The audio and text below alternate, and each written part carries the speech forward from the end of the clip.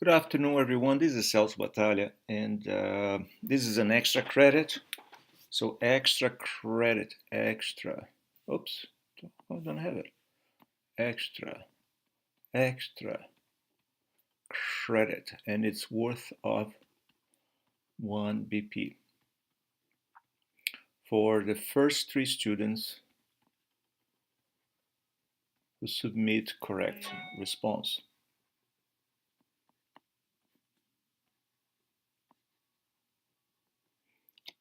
It doesn't mean that you have to come with the problem completely solved. I think there will be several interactions, but here's how it goes. So imagine you have a block like this block, and you have another block here, right? And then you connect these blocks um, with a string, and the string goes into a pulley, right? And the same thing here.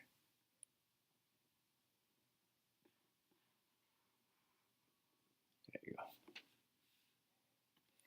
So we have a string connect to this block, string connect to this block. So this string is the same, right? So it's the same. And this pulley is frictionless. The string has no mass. The pulley has no mass.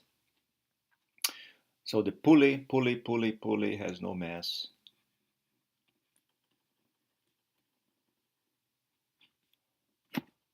Which means you can say something about the physical properties as far as magnitude of this tension and this tension here. Okay, now here in the middle of this pulley, right there, you put a big screw, right? And then you attach a string on that screw like this. And then what do you do next? Now I'm going to change the perspective. So, in fact, wait a second. Here's what I'm doing here. This is a table. This is a table. This is the leg of the table, right? And this is block 1. This is block 2. So this is block 1 right here. And it's a string. That's the pulley. Block 2. So this is block 1. This is block 2. And then remember,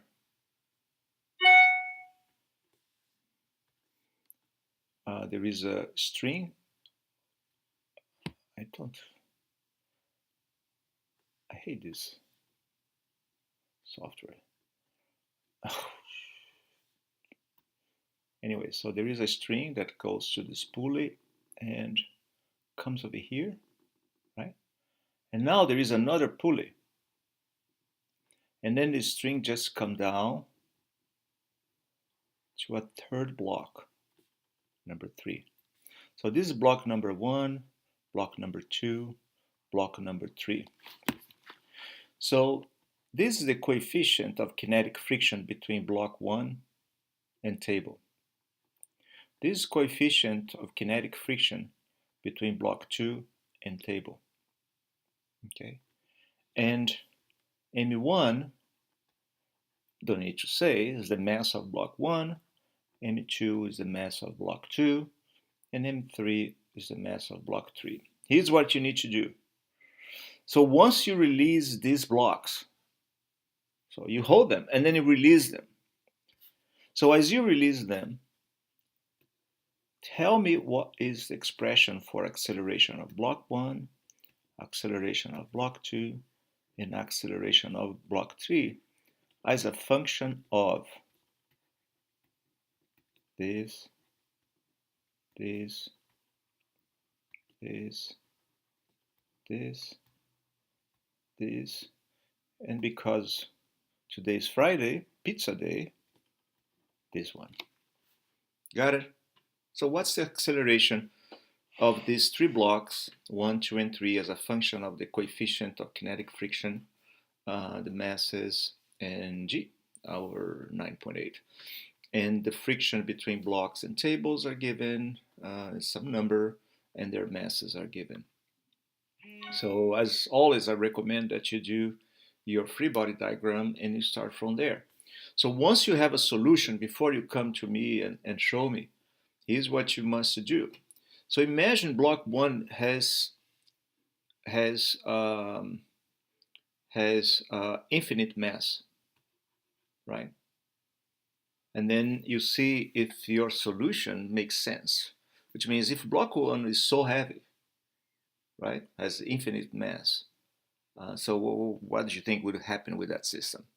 Do the same with the block 2. Do the same with the block 3. If the mass of block 3 is much bigger than mass of block 1 and 2. Or in other words, imagine the coefficient of kinetic friction is a heck of a number. Same thing with Me2. So what would you expect to get? So test your solutions for consistency before showing me. What if mass of block 1 and block 2 are 0? So there is no block there. What should be the acceleration of block 3? Don't tell, it's free fall. Okay, that's it.